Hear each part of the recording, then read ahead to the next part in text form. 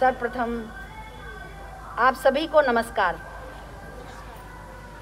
और आज हम लोग भारतीय गणतंत्र दिवस के लिए इकट्ठा हुए हैं, क्योंकि दिल्ली में 26 जनवरी को मनाया जाता है और उस दिन भारी भीड़ होती है, इसलिए स्कूलों में हम लोग 25 जनवरी को यह मनाते हैं। और यह 73वां गणतंत्र दिवस हम मनाने जा रहे हैं। गण मतलब लोग, तंत्र मतलब शासन, यानी कि लोगों का शासन।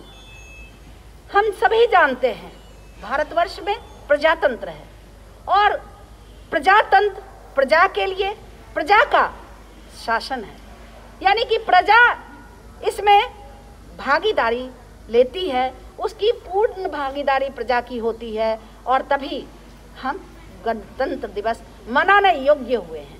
हम सभी जानते हैं कि हमने इस गणतंत्र दिवस के लिए कितनी कुर्बानियां दी हैं। उन कुर्बानियों को हमें याद करना है कि हमारे भारतवर्ष में जितने शहीद हुए हैं और जिन्होंने भारतवर्ष की आज़ादी के लिए अपने प्राण त्याग दिए, उन सब को हमें याद करना चाहिए सजल श्रद्धा के साथ, क्योंकि अंतर मन में जब कराह उठती है तब कोई देशभक्त बन पाता है। अंतर मन में जब कोई क्रंदन होता है तब कोई देशभक्त हो पाता है, तब कोई राष्ट्रभक्त हो पाता है। और भगत सिंह हो या चंद्रशेखर आजाद हो या बटुकेश्वर दत्त हो, सभी ने फांसी के तख्ते को हंसते हंसते झूल लिया। यह कम बड़ी बात नहीं थी, वो हमें सिखा गए कि राष्ट्र के लिए हमें क्या करना चाहिए। अगर हम उनकी बातों को नहीं समझें, उनकी कुर्बानियों को नहीं समझें, तो ये हमारे लिए धिक्कार है। और हम सब राष्ट्र के गौरव बने, इसके लिए बहुत सारे प्रयत्न करने हैं। आज वास्तव में हमें आज़ादी मिल गई है, लेकिन क्या ये आज़ादी पूरी मिली है? हमें सोचना होगा, विचार करना होगा, चिंतन करना होगा कि हमें सच में पूरी आज़ादी अभी तक नहीं मिली है। कैसे नहीं मिली है? शारीरिक रूप से हम आज़ाद हो चुके हैं, लेकिन मानसिक और आध्यात्मिक रूप से अभी तक हमें आज़ादी नहीं मिली है।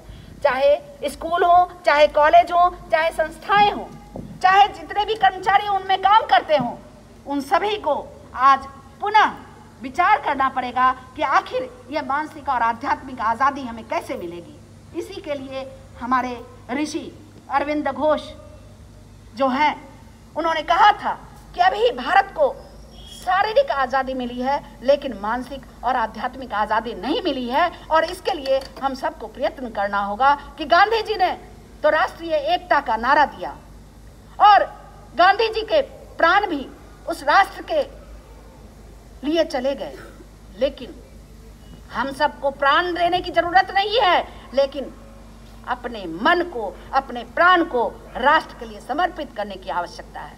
तन समर्पित, मन समर्पित, प्राण का हर कण समर्पित।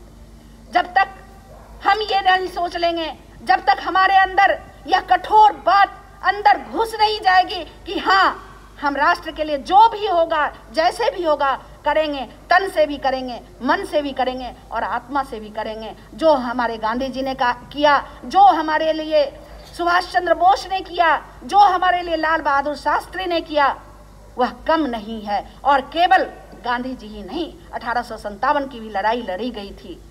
पीछे से अंग्रेजों ने 400 वर्ष, 500 वर्ष पहले वो आए और यहाँ उन्होंने क्या किया? गुलाम बना दिया भारतवर्ष को।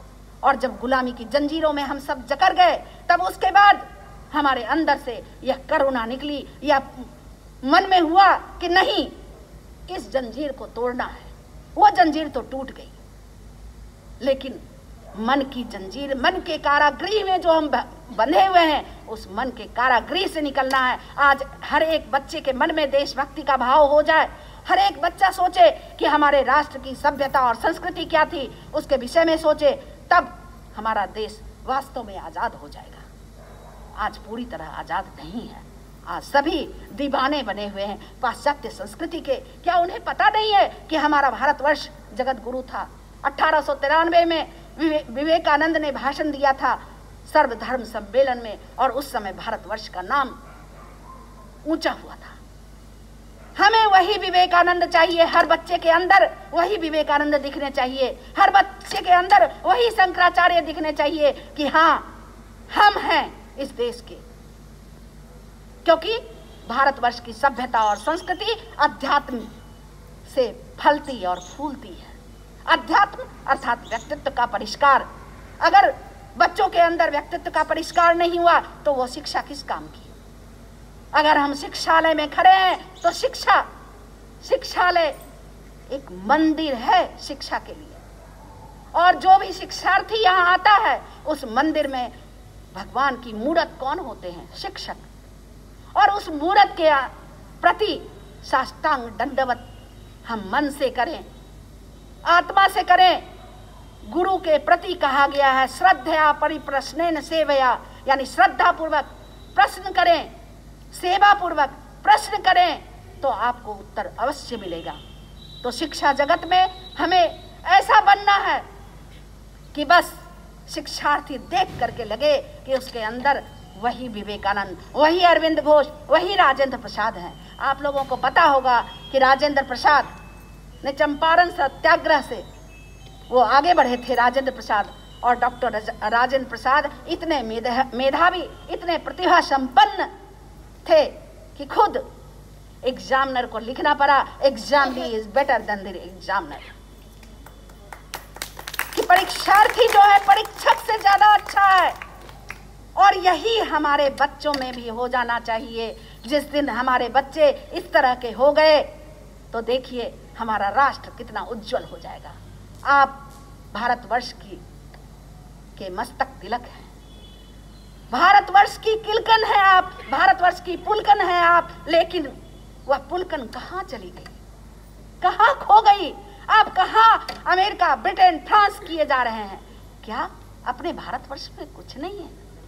सब कुछ अपने भारतवर्ष में है। यहीं से नालंदा और तक्षशिला से पढ़ करके बच्चे बाहर गए और उन्होंने पूरे विश्व में भारत की विजय पताका फहराई।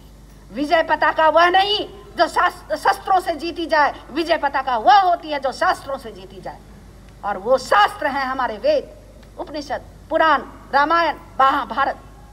क्या आज उन्हें पढ़ना नहीं चाहिए? आज अगर बच्चा नहीं जानता है रामायण के विषय में तो वह कुछ नहीं जानता, क्योंकि रामायण में जिस आदर्श परिवार की बात की गई है आज वह परिवार नहीं दिखता, वह आदर्श नहीं दिखता। आज परिवार में हर तरफ कलह क्लेश पैदा है। लेकिन रामायण के राम ने हमें सिखा दिया कि किस तरह से परिवार को बांध करके रखना जाए। राम के ही चार भाई थे और लक्ष्मण राम के साथ लगे रहते थे। भरत राम की पादुका को सब कुछ मानते थे, लेकिन उन भाइयों में सिंहासन के लिए लड़ाई नहीं। यह कम बड़ी बात नहीं है। और आज हम अहंकार में, काम में, क्रोध में, लोभ में, मोह में, स्वार्थ में, मद में, मत्सर में, इसी में जीते हैं। क्या यही भारतवर्ष है? नहीं।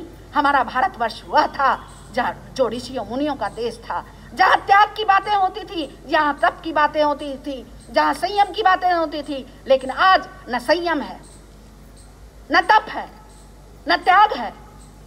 ऐसे भारतवर्ष को हम कैसे आगे ले जाएंगे? अगर हमें आगे ले जाना है तो हमें अपने व्यक्तित्व का परिष्कार करना पड़ेगा। हर बच्चे के अंदर, हर शिक्षक के अंदर, हर कर्मचारी के अंदर वह त्याग, वह तप, वह संयम होना चाहिए जो दिखने में लगे कि हाँ ये भारतवासी है। ऐसा भारतवर्ष हमें चाहिए। ऐसे भारतवर्ष की कल्पना महर्षि अरविंद घोष ने की थी, लेकिन वह भारतवर्ष कहीं नहीं दिखता। जिस दिन यह भारतवर्ष दिखने लगेगा उस दिन सच में हमारे भारतवर्ष को आजादी मिल जाएगी। कहते हैं कि भारत होगा जगत गुरु पुनः, यह अंतर्दृष्टि कहती है। भारत होगा जगत गुरु पुनः, यह अंतर्दृष्टि कहती है। हर घर में होंगे राम और सीता, यह अंतर्दृष्टि कहती है। भारत होगा जगत गुरु पुनः, यह अंतर्दृष्टि कहती है। चंदन सा यह देश था, लेकिन इस चंदन से देश की सुगंधी कहाँ चली गई, किधर चली गई? क्रंदन होता है इस बात पर। और इस क्रंदन को जिस दिन हम चंदन बना देंगे उस दिन हमारा भारतवर्ष वास्तव में आध्यात्मिक रूप से और मानसिक रूप से दोनों तरह से आजाद हो जाएगा।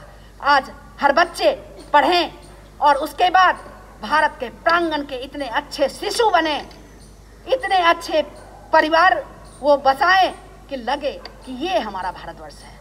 परिवार में खेलता है ये हमारा भारतवर्ष, समाज हमारा सुंदर